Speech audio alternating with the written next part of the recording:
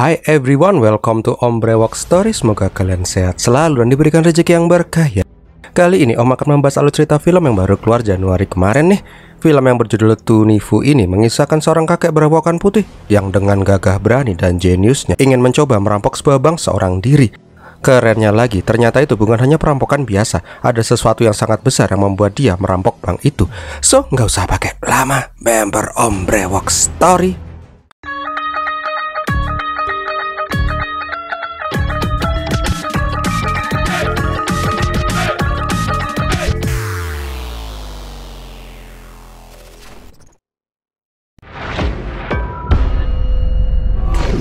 Awal kisah diperlihatkan berita tentang penipuan di bursa efek India yang membuat kerugian 500 juta rupiah.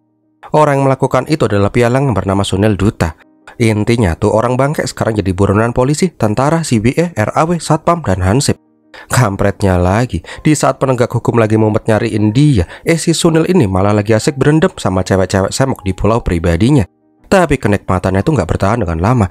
Nggak lama kemudian dia digerebek sama mas-mas pakai baju jas hitam. Nggak lama kemudian diperlihatkan bila si Sunil digotong-gotong gitu di tengah laut. Habis itu diperlihatkan penyelundup yang bernama Vikram menyentorkan senjata ke jaringan perampok. Ternyata senjata itu akan digunakan untuk merampok sebuah bank. Dari informasi intel di bank itu ada uang sebesar 500 juta rupiah. Pokoknya rencananya udah dibuat dengan matang lah. Singkat cerita, hari perampokan pun tiba. Diperlihatkan bila perampok pimpinan Ruda itu langsung memberondokkan peluru dan memasang bom di sana.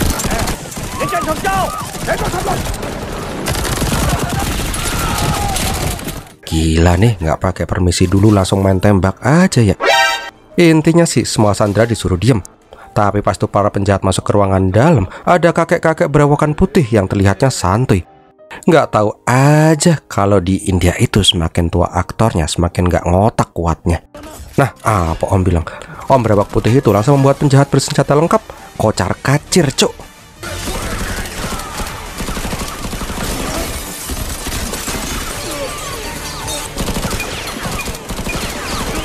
Gimana, kurang nggak ngotak apa lagi kalau film India tuh. Setelah semua penjahat pada keok, semua orang pun jelas saja seneng dong. Ada pahlawan yang menyelamatkan mereka. Nggak semudah itu Ferguson. Om brewok putih yang bernama Devil itu nggak berniat nolongin para sandera kok. Dia malah juga pengen merampok bank itu. Ini konsepnya gimana sih ya? Di saat semua sandera dan penjahat lain pada ngompleh heran, di belakang pasukan polisi berhasil menyusup masuk ke dalam dengan menjebol tembok. Ya udah deh, akhirnya terjadi kepanikan massal di sana. Tembak-tembakan lagi. Dor.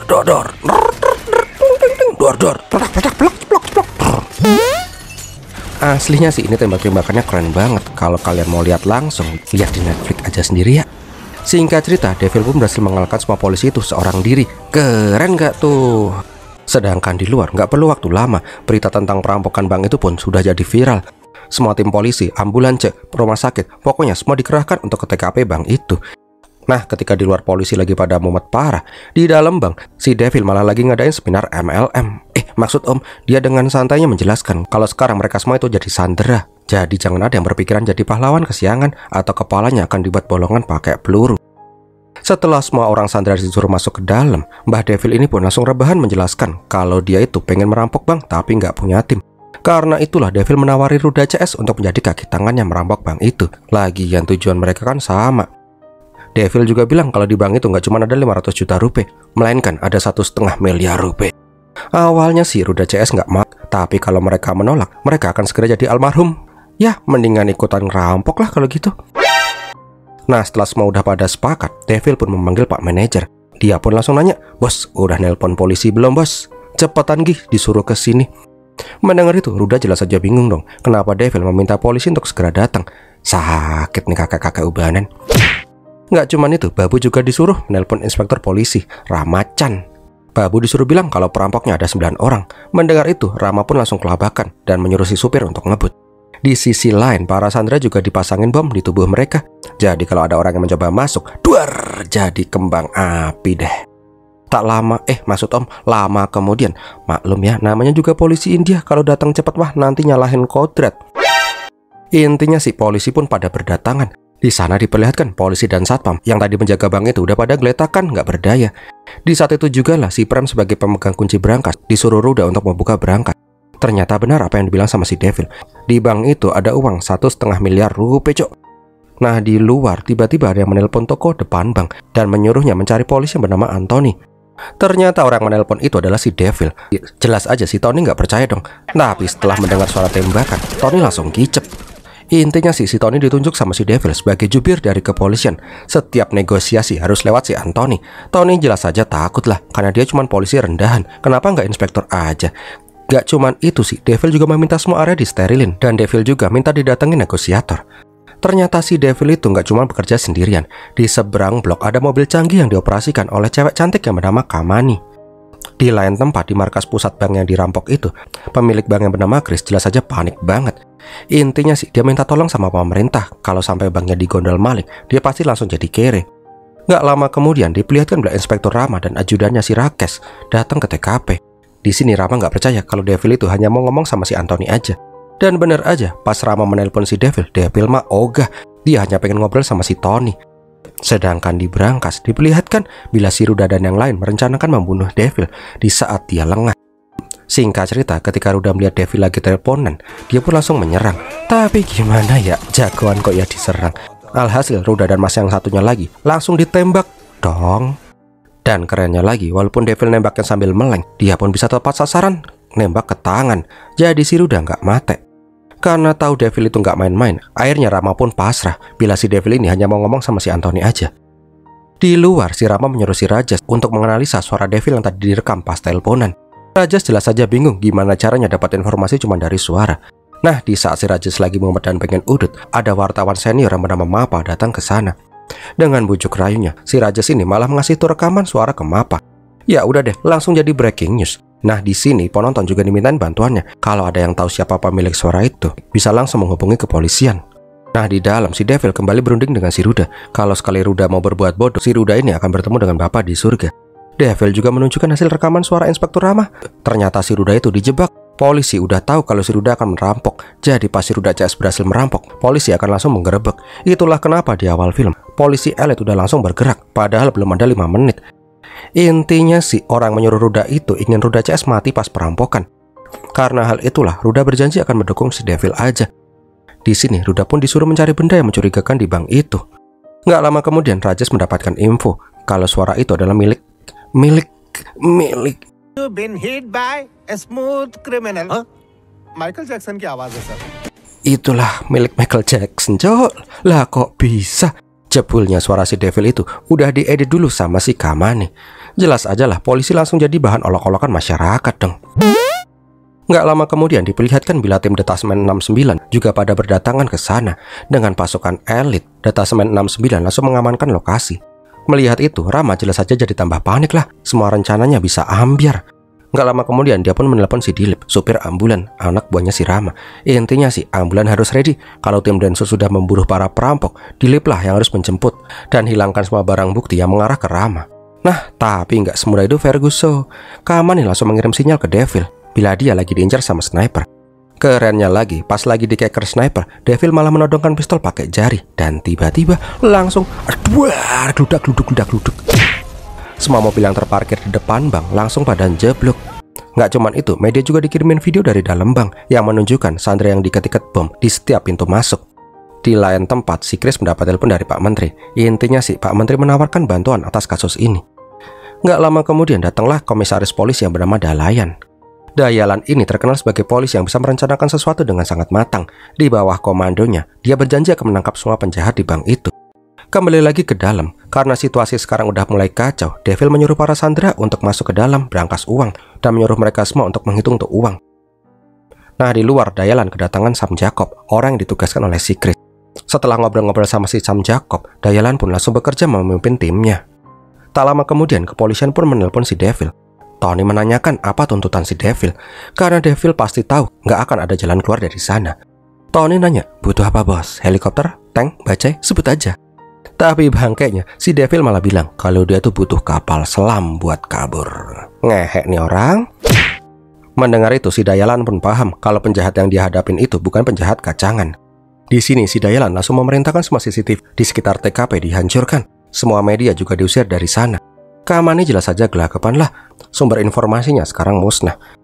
Dari informasi saksi juga diketahui bila pimpinan perampok itu memakai baju putih, rambut putih, berewok putih, bulu jempolnya juga putih. Di saat informasi dari luar sudah terputus, si Devil langsung mencari benda yang mencurigakan di bank. Nah, pas mereka melihat alat pemadam api, dia pun curiga. Dan benar aja, salah satu dari alat itu berisi bom daya ledak besar. Intinya si Devil menyadari bila ada pemain besar juga yang ingin meledakkan bank itu pada saat terjadi perampokan. Di luar, Dayalan pun langsung menyuruh anak buahnya untuk mengangkut mobil-mobil yang jeblok. Nah, benar aja, ada sebuah lubang saluran air di bawah mobil itu. Dari lubang itulah, terlihat ada kabel panjang yang tersambung ke mobilnya Kamani. Jelas aja semua polisi pun langsung meruntut tuh kabel. Tapi pas sampai di lokasi, mobil Kamani udah hilang dari sana. Singkat cerita, si Kamani membawa mobil itu sampai ke lapangan kosong dan tiba-tiba tuh mobil langsung meledak.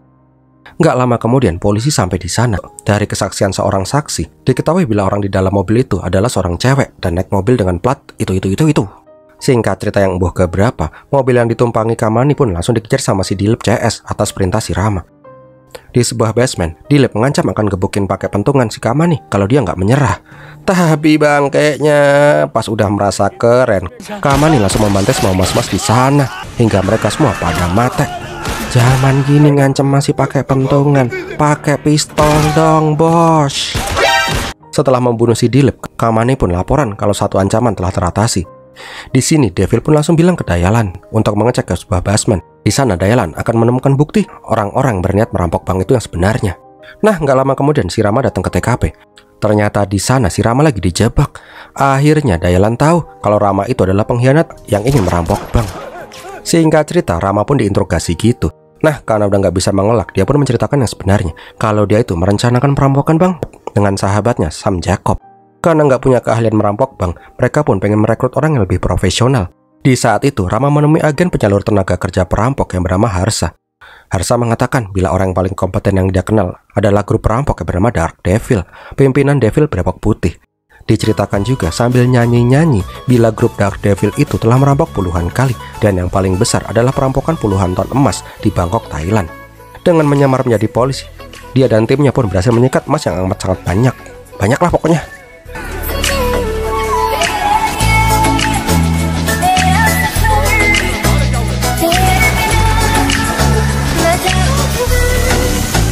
Singkat cerita, Rama menemui si Dark Devil di pulau rahasianya. Namun sayangnya, Dark Devil menolak permintaan itu. Nah, karena udah kepalang tanggung, si Rama pun bekerja sama dengan timnya si Ruda untuk merampok bank. Jelas si Dayalan mengamuk-ngamuk dong dan langsung menyuruh mencari si Sam. Di tempat lain diperlihatkan bila si Sam sedang melarikan diri, tapi di tengah jalan sampai ingin menghilangkan jejak dengan naik bajai. Namun kebetulannya banget, bajai yang dicegat itu adalah bajainya si Kamani. Ya udah deh, ya langsung ditodong. Nah, pas di bagian CCTV, diperlihatkan bila malam sebelum perampokan, ada orang bernama Vikram masuk ke bank itu. Dicurigai bila Vikram lah yang menaruh bom di bank itu. Nggak cuman itu sih, Dayalan juga menyuruh anak buahnya untuk mengecek ruangan itu. Ternyata ruangan itu sudah disadap sama si Dark Devil dari awal. Itulah kenapa si Devil selangkah lebih maju daripada kepolisian. Tapi Dayalan tiba-tiba mendapat info kalau seluruh anggota Dark Devil itu udah mati beberapa bulan yang lalu.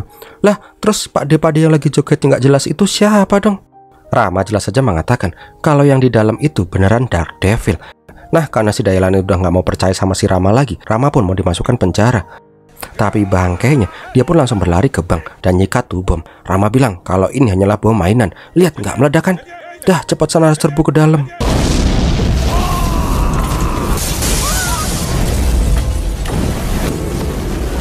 Nah kan, belagu sih. Jadi bangkai beneran kan si Rama tuh. Karena ledakan itu, publik pun semakin mengecam aksi teror di bank itu. So, udah pasti, pejabat yang pengen nyari muka tiba-tiba langsung pada bermunculan lah. Karena hal itulah, para pejabat menyuruh Dayalan untuk segera menyelesaikan kasus ini. Kalau enggak, tentara yang akan turun tangan. Tak lama kemudian diperlihatkan Tony kembali menghubungi si Devil sambil rebahan dan mengisi peluru magazin. Devil mengatakan dia baru mau berunding kalau pemilik bank itu, si Chris, datang langsung ke bank ini. Jelas aja lah si Chris jadi tambah marah dong. Dia nggak mau bernegosiasi dengan penjahat. Tapi Devil tahu Chris pasti nggak bisa mengelak karena Devil punya rahasianya si Chris yang nggak bisa dibocorkan ke publik.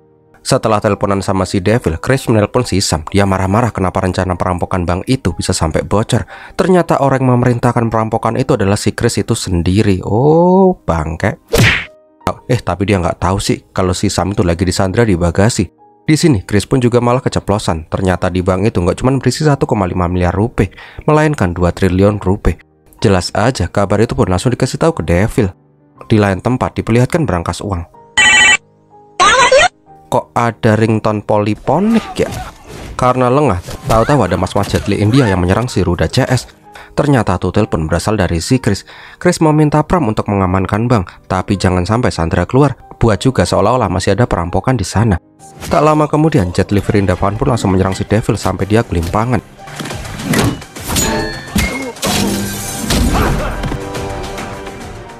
Nggak cuman itu sih, mereka juga melepaskan bom dari para Sandra. Ternyata Pram itu adalah salah satu anak buahnya si Chris yang tahu tentang uang 2 triliun itu. Ketika si Chris tahu Devil udah dikalahkan sama si Pram, jelas aja lah dia langsung berani masuk ke dalam bank sendirian.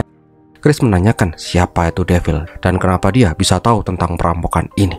Karena diancam ditembak, Devil pun menceritakan kisahnya. So, flashback dulu. Emang harus flashback pakai acara joget-joget dulu ya? Ah, sudahlah, namanya juga film India kan ya.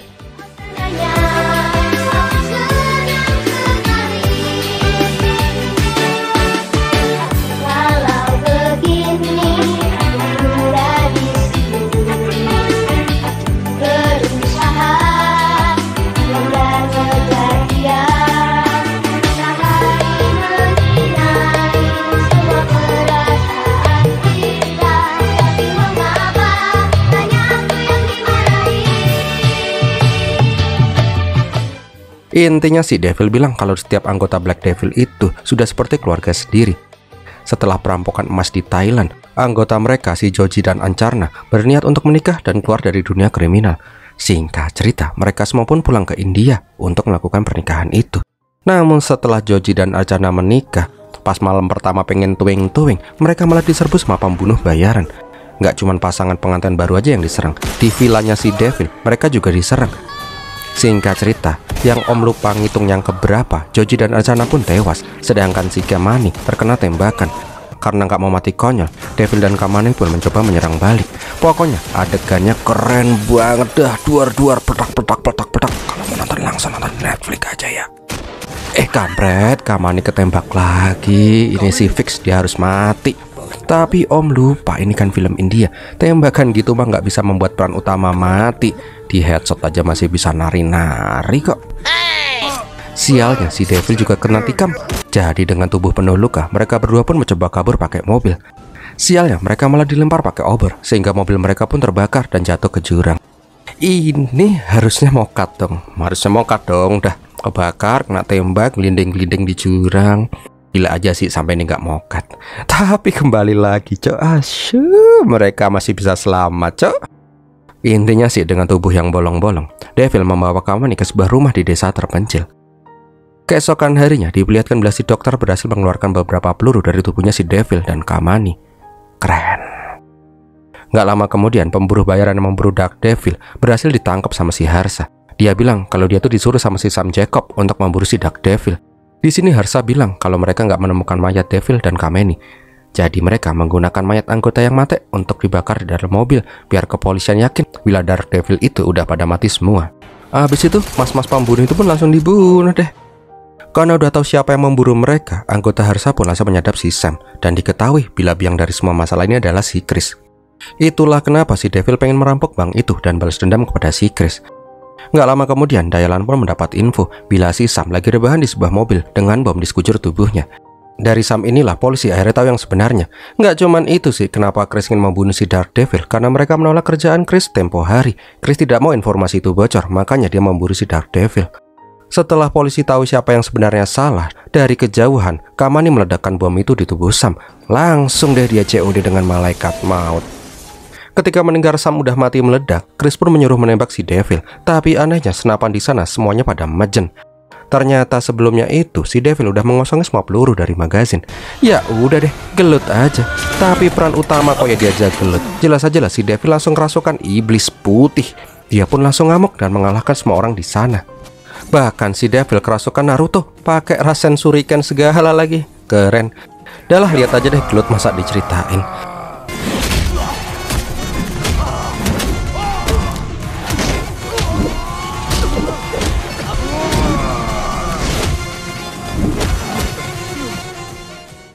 Setelah puas berantem jedak-jeduk, si Chris pun bilang kalau Devil tidak akan pernah bisa keluar hidup-hidup dari sini. Nggak lama kemudian, kantor berita mendapat email rekaman dari Devil yang pakai topeng. Intinya sih, dia cerita kenapa dia merampok bank itu. Itu semua bukan semata-mata dia tuh serakah. Tapi, sudahlah, kita langsung lihat aja. 3 tahun yang lalu diperlihatkan sebuah seminar dari bank milik si Chris. Salah satu dari pegawai bank itu adalah pemuda yang bernama Kevin. Terlihat dia itu terlalu idealis sebagai pegawai bank. Dia juga berbohong ketika menawarkan deposito berjangka dari bank milik si Chris. Namun para bank gede bilang kalau program deposito itu akan menguntungkan semua orang menabung. Singkat cerita, Kevin menjalankan pekerjaannya sebagai founding deposito itu. Sasarannya adalah orang-orang kalangan bawah. Ya, walaupun pada nabung dikit-dikit, tapi banyak yang percaya sama si Kevin. Namun suatu hari, tiba-tiba tabungan deposito berjangka itu pun kolaps. Intinya sih, duit para nasabah yang nabung nggak bisa ditarik lagi, dan totalnya ada 2,5 triliun rupiah. Halusnya sih, investasi bodong. Kevin jelas aja langsung menghadap si Sam dan Pram. Tapi jawaban mereka sangat wow. Mereka bilang kalau uang itu udah nggak ada lagi, dan gak usah mikirin nasabah yang udah kemarin. Yang penting sekarang ini si Kevin disuruh nyari nasabah lagi dengan deposito yang berbeda. Karena hal itulah Kevin menjadi bulan-bulanan orang menabung sama dia. Karena udah nggak kuat, Kevin benar-benar membocorkan bila uang itu tuh ditilep sama penggede bank. Nggak lama kemudian, para nasabah yang uangnya hilang langsung menyerang kantor pusat. Mereka berniat membakar kantor kalau tuntutan mereka tidak terpenuhi. Pihak bank jelas saja bingung, gimana tuh orang-orang bisa tahu yang sebenarnya. Di sini Kevin pun bilang kalau dialah yang memberitahu. Singkat cerita, para polisi udah pada berdatangan di kantor itu. Sedangkan di atas, Kevin diajak ngobrol baik-baik sama si Chris. Chris bilang uang nasabah akan diusahakan untuk kembali. Tapi bangkeknya, si Kevin langsung dilempar dari lantai 5. Dengan kejamnya juga, si Chris bilang kalau Kevin mati itu diserang sama nasabah yang marah. Karena hal itulah, si Rama langsung main kasar sama demonstran. Nggak cuman itu sih, ketika tuh gedung mau dibakar, tuh om-om malah dibakar sama si Rama. Oh, kejam ya. Dari semua polisi di sana, terlihat yang paling peduli dengan demonstran hanyalah si Tony aja. Terlihat dia sangat panik dan bersusah payah memadamkan om-om yang kebakaran itu. Itulah kenapa si Devil hanya percaya sama si Anthony. Nggak lama kemudian, keluarga Kevin pun mendapat berita bila si Kevin mati. Bapak emaknya jelas saja nggak percaya bila anak itu diserang sama demonstran. Dia memohon kepada Dewa agar Dewa mengirimkan Algojo untuk menghancurkan orang yang menyakiti si Kevin. Nah, di saat itulah si Devil dan Kamani pun datang untuk meminta tolong karena ditembak. Ini Bapak Kevin minta bantuan Dewa, yang datang malah iblis. Karena hal itulah Devil berniat membalaskan kematian si Kevin. Ya, karena emang musuh mereka itu kebetulannya sih sama ya. Oh, lagi itu toh jebulnya. Karena pengakuan Devil itulah, para pejabat yang terkenal dekat dengan Chris pun merasa risih. Mereka pun menekan Dayalan untuk segera membunuh si Devil. Karena tekanan itulah, anak buah Chris menyuruh si Rajes membawa wartawan masuk ke dalam. Nanti dia akan ngasih uang gitu. Karena Rajes itu mata duitan, dia pun meminta si Mapa untuk masuk ke dalam. Aslinya si Mapa ogah, tapi karena diiming-imingin sama uang, dia pun langsung gas-gasan. Singkat cerita, Devil membuat sebuah talk show live di dalam bank gitu. Intinya sih dia menanyakan tentang kebenaran dari si Chris dan di mana uang itu.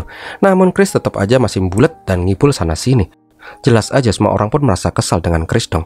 Bahkan gak sedikit para sandera di sana adalah korban investasi bodong itu. Chris bilang kalau uang nasabah itu dimasukin ke bursa efek, tapi malah rugi bandar.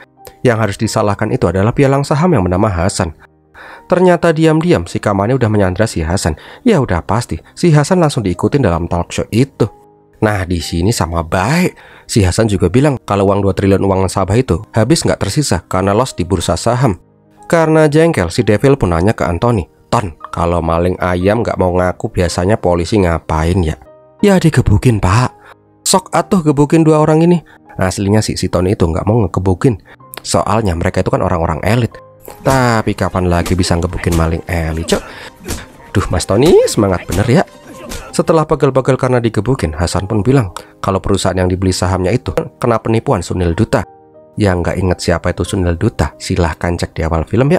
Di sini mereka berdua pun merasa menang karena nggak mungkin si Devil bisa meminta kesaksian dari Sunil Duta. Wong orangnya aja buron kok. Tapi bukan film India namanya kalau nggak serba kebenaran. Di luar polisi menemukan mobil yang mencurigakan. Pas dibuka, isinya itu adalah Sunil Duta. Ya udah deh, si Sunil Duta akhirnya ikut join mabar. Tapi seperti yang udah-udah, Sunil masih aja bulet kayak tadi. Di sini si Tony nggak perlu diperintah, dia pun langsung gebukin si Sunil. Ya udah deh, dia pun mengaku kalau dia tuh disuruh sama si Chris. Koplaknya, pas ditanyain duitnya di mana, mereka bertiga pun malah saling tunjuk-tunjukkan. Karena udah nggak kuat, Sunil pun mengaku bila uangnya ada di bank ini, lokasinya ada di berangkas rahasia di bawah berangkas uang. Karena Sunil udah mengaku menteri korup yang dapat aliran dana dari Chris pun nggak mau tinggal diam begitu aja. Dia pun memerintahkan tentara untuk menyerbu bank itu dan menganggap perampok bank itu sebagai teroris. Di saat yang bersamaan, diperlihatkan anak buah Dalayam berhasil menemukan lokasi dari Vikram. Diperlihatkan juga para polisi itu menyiksa Vikram biar dia mau mengaku. Dari mulut Vikram itu diketahui bila dia itu kemarin menyelundupkan 2 ton peledak C4 untuk meledakkan Chennai. Kembali lagi ke Dalayan. Dia mendapatkan hasil rekaman CCTV selama sebulan belakangan. Diperlihatkan bila ada truk kontainer yang mengangkut box dari dalam bank sebanyak 18 kali dalam sebulan ini. Nggak lama kemudian Rajesh dipanggil sama Dalayam. Karena dia itu terkenal dekat dengan si Mapa dan ajudannya si Rama. Rajesh pun diinterogasi gitu. Akhirnya dari mulut Rajesh dan anak punya si Chris diketahui bila Pak Menteri sedang mengirim tentara karena para perampok bank itu sudah ditetapkan sebagai teroris. Dan uangnya jangan sampai hilang biar Menteri yang dapat uangnya. Di dalam juga gitu, Mapa yang dibayar menunjukkan telapak tangannya yang bertuliskan teroris. Karena hal itulah Chris bilang ke media bila Devil itu adalah teroris. Karena hal itulah Dalayan pun dibebas tugaskan dari misi ini. Tugasnya pun sekarang diambil alih oleh tentara yang suruhan Pak Menteri. Jelas aja Dalayan pun gak terima dong, dan hampir aja terjadi keributan. Nah di dalam si Chris pun disuruh menunjukkan berangkas rahasia itu. Dan bener coy, di bawah ada tumpukan uang yang banyak. Bentar kok cuman segini. Ternyata uang 2 triliun itu gak ada di sana. Devi langsung menanyakan ke Hasan dan Sunil apakah mereka tahu uang itu hilang. Mereka jelas saja nggak tahu menahu soal itu. Devil pun menunjukkan hasil rekaman Prime sebelumnya. Ternyata si Chris itu sudah memindahkan uangnya. Oh alah bangke, udah jadi penjahat masih aja jadi pengkhianat. Serakah bener kamu Mas Chris. Nah karena diancam akan diledakkan pakai bom, Chris pun mengaku bila uang itu ada di kontainer kapal miliknya. Malah ditutup sama bom sih bos. Nggak lama kemudian tentara pun langsung menyerang dengan menceleng buta. Nggak peduli ada sandera atau enggak, pokoknya tembak habis.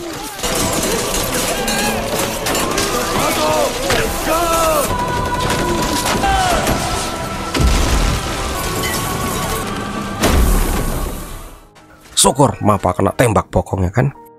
Nah pas suasana udah panas banget, tiba-tiba si Kamani datang pakai mobil Branwir. Bangkainya 2 mobil itu penuh dengan bom C4. Sekali dia menekan pemicu, 1 kota Chennai akan jadi abu. Karena hal itulah Devil pun bebas keluar dan santuy di atas mobil. Di tengah jalan dia pun menyebarkan uang. Jelas aja semua penonton pun langsung pada rebutan buat uang itulah. Nah di saat itu juga lah bom di ruangan berangkas pun meledak, sehingga 3 serangkai serakah pun langsung launching ke neraka. Di saat suasana udah chaos itulah Devil dan Kamani pun berhasil kabur. Singkat cerita dia pun dijemput sama si Harsa. Namun sialnya pas mau pergi ke kapal kontainer uang, mereka harus diserbu sama pasukan penjaga pantai. Ya udah deh, tembak-tembakan seru.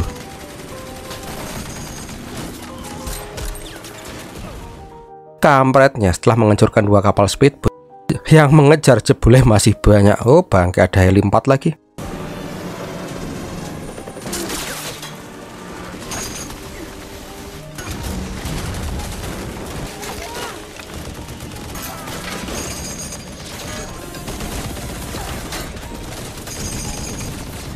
Singkat cerita yang Om lupa keberapa, si Harsa pun kena tembak hingga mati. Sedangkan si Devil dan Kamani juga kena tembak. Ya jelaslah diberondong kayak gitu.